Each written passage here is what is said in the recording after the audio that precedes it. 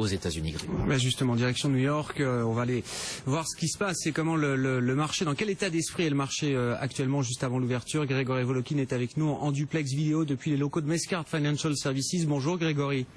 Bonjour. Oui, un mot de ce premier cas d'Ebola là à New York, qui a eu un impact quand même sur le marché. Enfin, les indices futurs, là, les indices hors marché ont reculé sur l'annonce de cette nouvelle hier après-midi chez vous. Hein.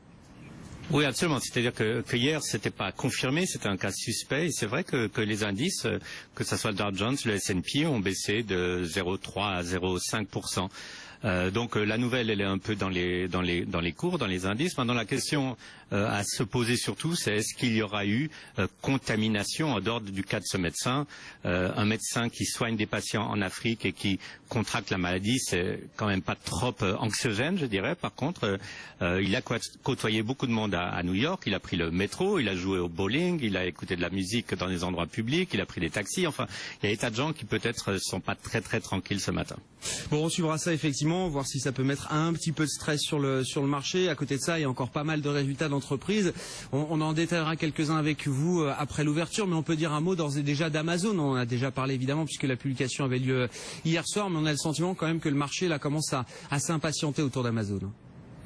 Oui, je dirais que les investisseurs avaient l'habitude que Amazon ait des marges très faibles ou que même Amazon perde de l'argent.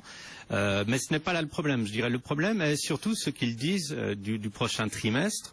Vous savez que le prochain trimestre, c'est quand même le moment où les ventes devraient être les plus fortes. Ils voient une croissance de 20% de ces ventes. C'est quand même relativement décevant. D'autant plus que leurs dépenses augmentent de 23%.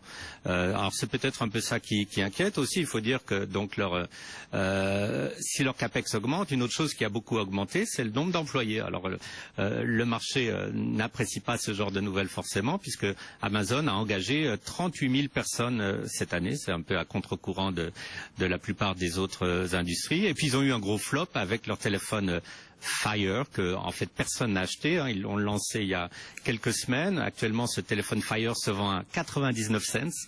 À quel point ça montre que personne n'en veut. Et ça leur coûte 170 millions de dollars qu'ils vont provisionner. Bon, ce qui n'est pas énorme évidemment vu la taille d'Amazon. Merci Grégory, on vous retrouvera après l'ouverture. Hein. L'ouverture des marchés américains sera dans une vingtaine de minutes en direct comme chaque après-midi depuis le Nasdaq avec Sabrina. Et puis l'autre gros morceau du moment, et on en saura plus dimanche, c'est la publication des résultats des stress tests bancaires en Europe. Vincent. Oui, la BCE, vous le savez, a testé 130 établissements de la zone euro. Un grand travail de décryptage du bilan de ces banques. Objectif, rétablir enfin la